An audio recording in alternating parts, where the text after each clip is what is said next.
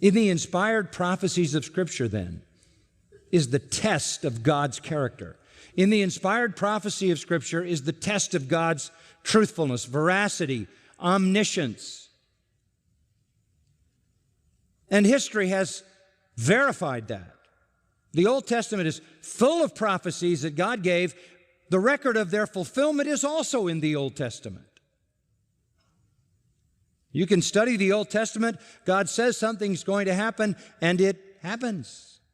And sometimes specifically naming the nation, the location, the city, and even the name of the person centuries before the person is ever born. Then, of course, in the Old Testament, you have prophecies concerning the coming of Messiah. At least 300 of them were fulfilled the first time Jesus came. 300. All the way to the cross. I'm in the middle of writing the second volume commentary on the Gospel of John and going through the prophecies that are fulfilled on the cross. Every tiny detail of Jesus' experience on the cross can be connected directly to an Old Testament passage. Every detail fulfilled at the cross, in the resurrection. And there are many more prophecies, Old Testament ones and New Testament ones, and some right out of the mouth of Jesus concerning His second coming that must be believed because all that God has said has been proven true if those prophecies have met their moment in history. When the Scripture speaks concerning the future, it is accurate. Accurate. There have been an endless line of non-believing skeptics who have failed to break the Scripture.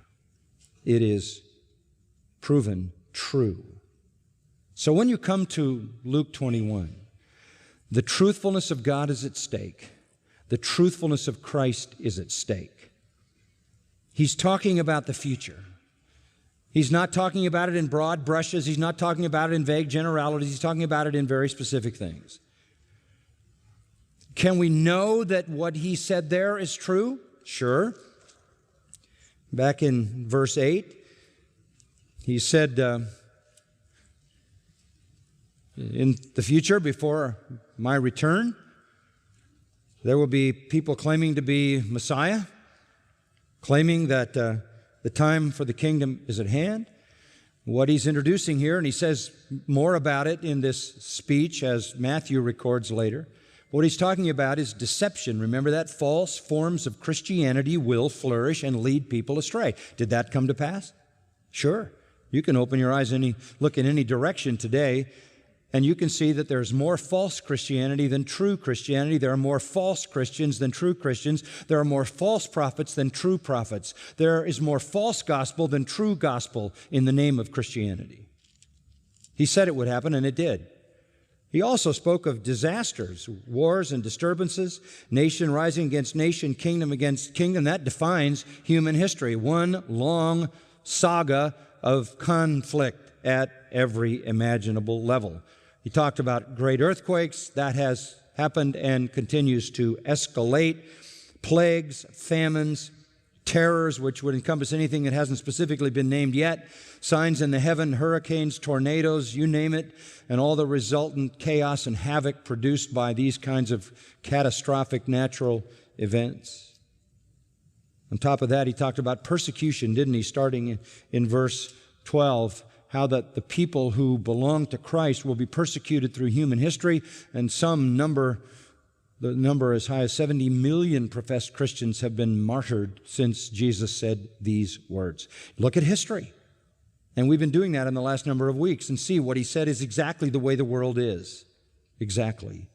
But now as you get to verse 20, it gets much more specific. Because they're asking the question, if you go back to the query that started all of this in verse 7, what will be the sign when these things are about to take place? What will be the sign? What one thing can we look for? Not this era of events which do not immediately precede His coming, because he says that in verse 9. It will not happen immediately after you see these things. They're going to go on for a long time. Here we are 2,000 years later. But what is the sign? What can we look for and know that this precedes immediately your return? And he says it in verse 20. Here's what you need to know. When you see Jerusalem surrounded by armies, then recognize that her desolation is at hand. You say, well, that could describe just about any time in Israel's history. That happened in 70 AD. Does it refer to that? No. That has happened many, many other times through Israel's history. We went through those last time. But this is talking about something that is at a terminus point, that is the final desolation of Jerusalem. From every other attack and assault by enemies, Israel has recovered, been revived, survived. But there is coming on Israel a final desolation. We know it's final because verse 22 further describes it in these words, "These are the days of vengeance." The Old Testament says the vengeance of our God. This is final divine vengeance on an apostate religious system, a revived last days Judaism. Further, verse 22 says, "For the purpose that all things which are written may be fulfilled." This is the consummation of everything.